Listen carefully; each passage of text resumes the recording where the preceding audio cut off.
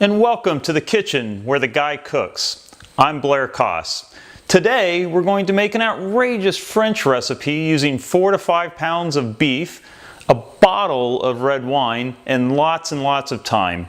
Braising and slow cooking in the oven are standard operating procedures for French bistros. The flavors meld and the meat becomes very tender. Now this allows a small neighborhood restaurant to make a large batch and serve for hours, creating great food at a reasonable price. That same principle can be used when preparing your next dinner party. Sharon O'Connor's book, Menus Music Bistro, has a great braised beef dish from Chez Toutoune in Paris. This recipe was inspired by that chapter. Sharon does a wonderful job traveling the world and working with local chefs to create really interesting recipes for us home cooks. You can find links to her on my website. Okay, we're going to start this recipe by creating a garnet bouquet. That is putting 5 or 6 sprigs of thyme with 2 bay leaves. And I've got 4 or 5 stems of parsley, and we're just going to tie this with some kitchen twine to make it easy to get out of the broth later. Next we're going to salt and pepper the beef. This is about 4.5 pounds of chuck eye roast, cut into 2 to 3 inch size chunks. We want nice size beef chunks in this. And we want this extra dry, so I've cut it up and I've removed a lot of moisture with paper towels earlier. And this is 2 teaspoons of kosher salt, which, remember, kosher salt is less dense than regular salt. So if you have regular salt, you just want to use 1 teaspoon. Also a half a teaspoon of fresh black pepper.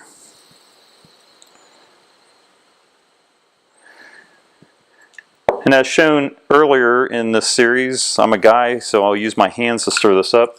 Jen will vouch for me. I did wash them before we started shooting here. All right, we have about 2 tablespoons of vegetable oil on medium-high heat, and we're getting the first bits of smoke coming off of it. We want this pan super hot, and we want the meat really dry. So I just re-dried the beef with a paper towel. You hear a nice sizzle come on these. And you don't want to crowd the pan too much. We want to give it room to really cook nicely and brown. And that means even with a large Dutch oven like this, we'll be doing 2 or 3 batches here. And that's just the price you pay for really good browned beef. Okay, we've had the beef cooking for 3 minutes. I haven't moved them at all. I've just checked for brownness. And then we're going to flip each batch 2 to 3 times. We want to brown at least 2 sides, maybe 3. And you can see the nice crust that forms there because 1, it was dry, 2, we didn't move it around. So this is the end of the 3rd batch. It's taken about 30 minutes to do this, but it's really worth it. You get a ton of flavor when you properly braise the beef. So I'm just moving this batch into the bowl with the others, and we're going to cover that with foil and set it aside while we work on our vegetables. You'll notice that there's quite a bit of brown fond formed on the bottom of this pan, and that's absolutely normal. It's what we want to accomplish. All right, we're going to add about a tablespoon more oil in with the brown and the fat from the beef. We're going to add our 2 onions that we chopped in about a medium to rough chop. Our 5 carrots that we cut up earlier. And then I have 2 garlic cloves that I sliced fairly thickly, and we're adding those now as well.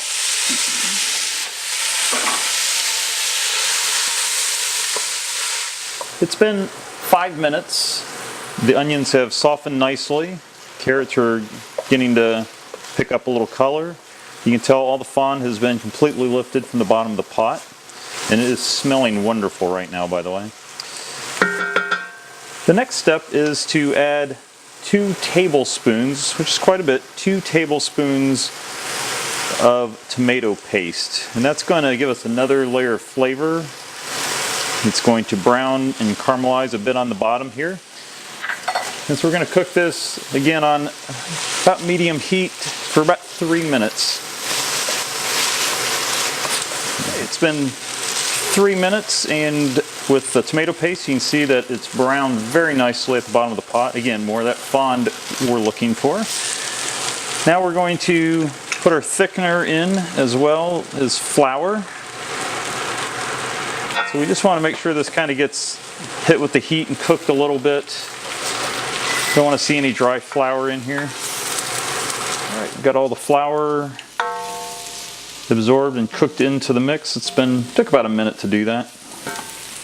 Now we're going to add 1 bottle of red wine, robust, a Cabernet Merlot would be good. This is actually a Bordeaux blend, which is Merlot and Cabernet, a little Cabernet Franc, I believe. And we're going to use the whole bottle in this recipe. It's heavy in the wine, but again, we're cooking it for 3 hours in the oven, so it won't come off as boozy. It's going to come off as richly flavored. And with the wine, we want to scrape up all the brown bits, the fond that was at the bottom of that. I've turned the heat up to medium high, almost high. We want to bring this to a boil pretty quickly. Now we're going to add 2 cups of beef broth.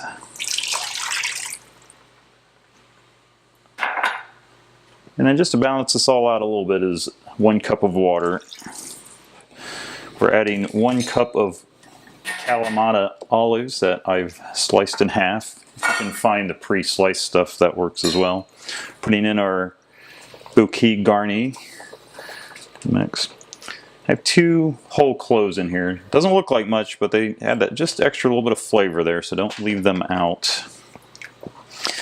And now's the time to add the beef back to the pot.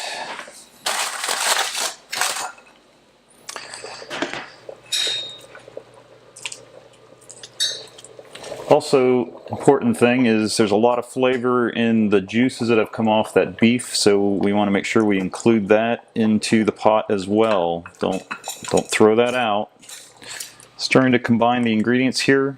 I want to see a nice firm boil come up into all of this before our next step. We want to have this come up to a nice boil before we put it in the oven, or it will take longer to cook in the oven. We have achieved a healthy boil here, so we're going to cover the pot completely. And so with the pot covered, we are going to place it in a 325-degree oven.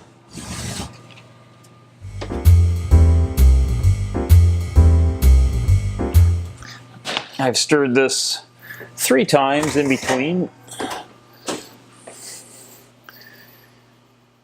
Doesn't that look beautiful? Okay, first thing to do is to fish out the herbs that were in here. My real television here, the bouquet garni has fallen apart, and so I have to go fishing. That does happen. There's a bay leaf. 2 minutes have passed because it took quite a while to find the string that was hidden in there. Now's the time to take a little taste of the broth, and you'll notice in a lot of my recipes I tend to under-season early in the recipe, and that's because I want you to be able to control the amount of salt at the end. Stir that in there.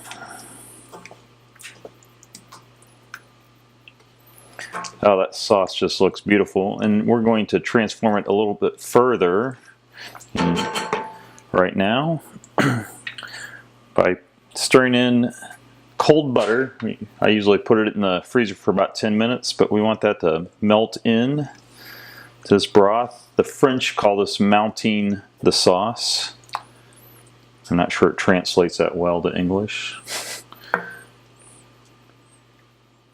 And you want to just stir this in until it disappears and then put the other one in. So 2 tablespoons of cold butter. And now we're adding our secret ingredient, which is 1/2 ounce of dark chocolate.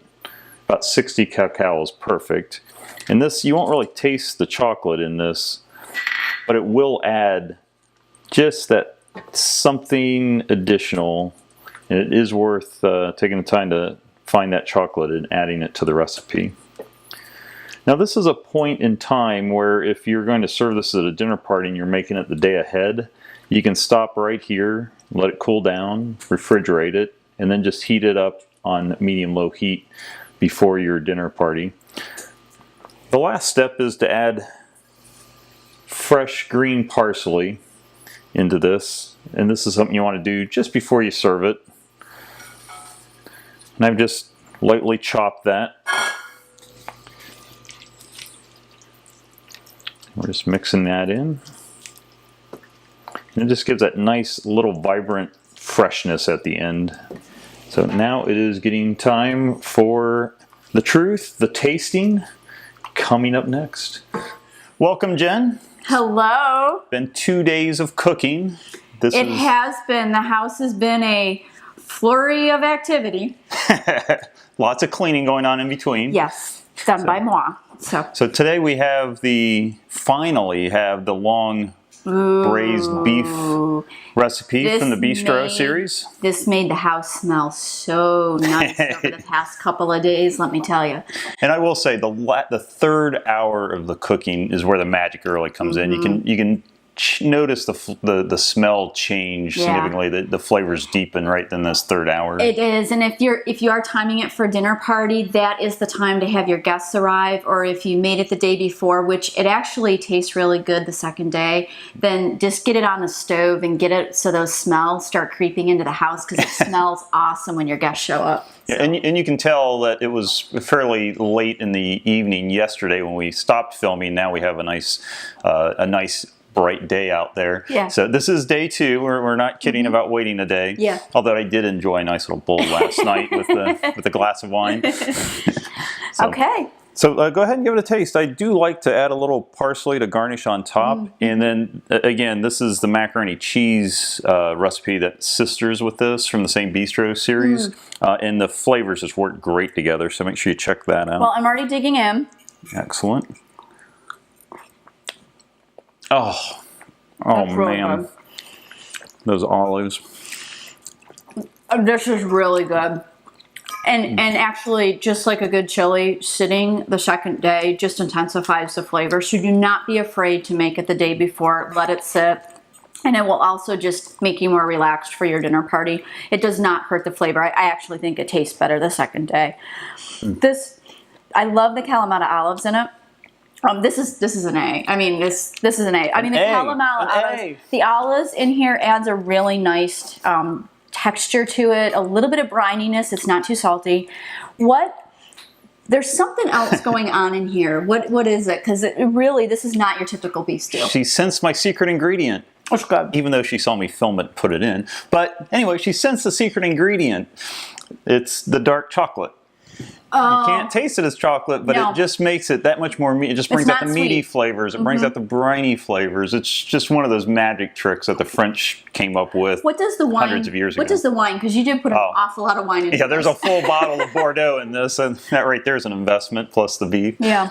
It just adds, again, you cook it down so long that you lose any of the booziness of it. It just brings out all those really complex, interesting flavors that the wine has. You're condensing it down, and it just dark red wine with beef is just magic. Yeah, this does not have, all the alcohol is burned off. So, there is absolutely no alcohol, flavoring or anything like that. It just has a really nice, rich complexity to it. And it is a nice balance with the mac and cheese. If you watch the mac and cheese video, I'm not a mac and cheese girl. Yeah, can I get another grade on the mac and cheese now that you're having it with the proper other dish? But it is a roast mac and cheese, and it does balance. The beef is really rich, so the mac and cheese does balance it.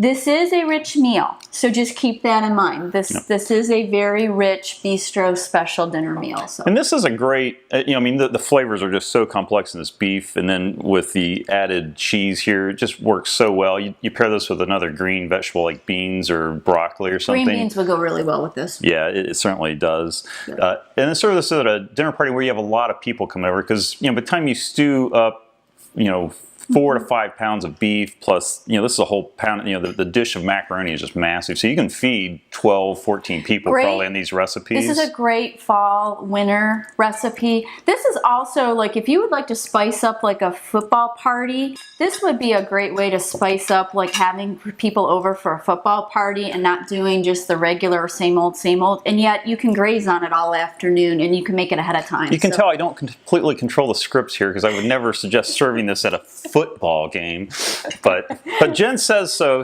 I'm sure it's okay. I'm a Buffalo girl. This just always takes me back to late fall, winter time in Paris when I worked there, and hitting one of those little bistros, and they would just serve some kind of a braised meat dish, and it was just magical. This is very French, very French. Yeah, so just a great recipe. I really hope you'll try it, or at least you enjoyed us working this recipe for 2 days for you. 2 days. I'd love to hear from viewers. Please leave a comment on YouTube or my website.